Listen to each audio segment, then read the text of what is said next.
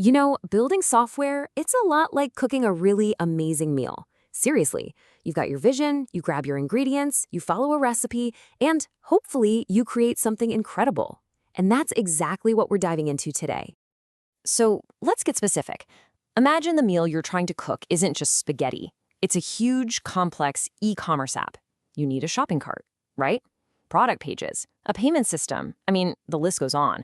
Where do you even start?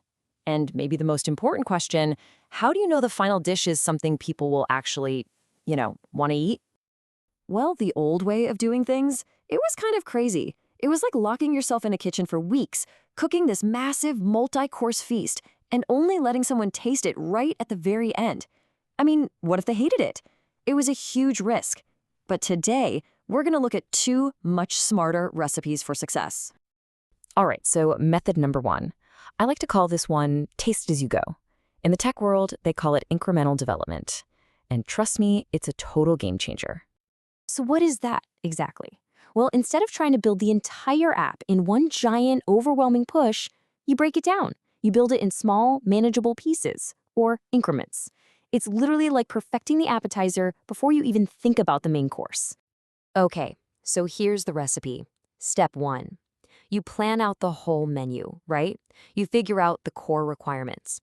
Then, and this is key, you just focus on making the perfect appetizer, the most basic essential features. You serve that up to your users and you ask them, hey, what do you think? Based on their feedback, you move on to the main course. And you just keep repeating that process until the whole meal is on the table. And it's perfect. You see, the whole philosophy here is a massive shift. It's all about something called progressive delivery. You're constantly giving your users something valuable, not making them wait for some big, dramatic reveal at the end. And here is the absolute best part. Getting that feedback after every single piece is done means you can tweak things as you go. Maybe the appetizer was a little too salty? No problem. You fix it before you've even bought the ingredients for the main course. It's how you guarantee that the final product is exactly what people are hungry for. Okay, let's talk about recipe number two. This one is less about how you cook and more about the ingredients you use. It's called reuse-oriented software engineering. The idea here is, well, it's actually really simple, but it's so powerful. Think about it. Why would you spend hours and hours making pasta from scratch when you could just buy some incredible, high-quality, fresh pasta from a specialty store? That's the whole idea here. It's about building your software by piecing together really good pre-existing parts. So, just imagine you're stocking your pantry. Your software components? Those are your top-shelf, pre-made ingredients. Your reuse strategy is just knowing where to find the best suppliers and how to integrate their parts. And of course, you're not just throwing it all together. You still have to do the customizing, adding your own special seasoning to make the dish truly yours. So why bother? What's the big deal? Well, the benefits are huge. We're talking massively reduced time to get things done, which means lower costs. And a big one, it's way less risky. Because you're using parts that are already tested and proven to work, instead of trying to invent everything from scratch. Now, the recipe for this approach is a little different. You still start by writing the menu, your requirements, but then you go shopping. You analyze what great components are already out there. And here's the really cool part. You might actually change your menu a bit based on the amazing ingredients you find. From there, you figure out how to assemble everything, you plate the dish, and naturally, you do that final, all-important taste test. All right, so we've got two very different approaches, right? One is about the process, tasting as you go.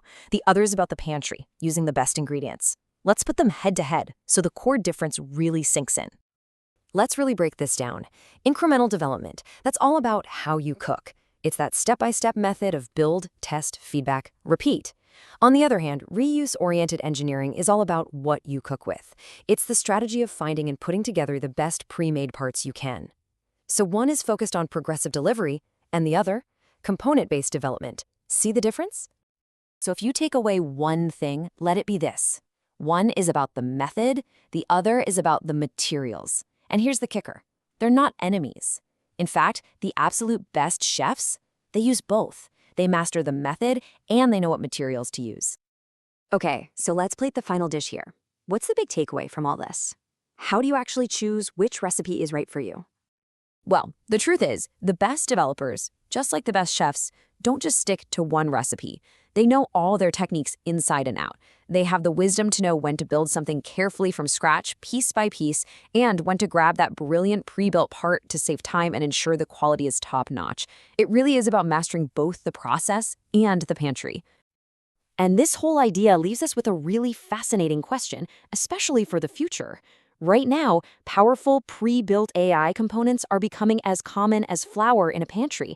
So, is the very job of a developer about to change forever? Are we heading towards a future where every developer is a kind of gourmet chef, not coding from scratch, but artfully assembling these incredible ready-made AI parts into genius creations? Definitely something to chew on.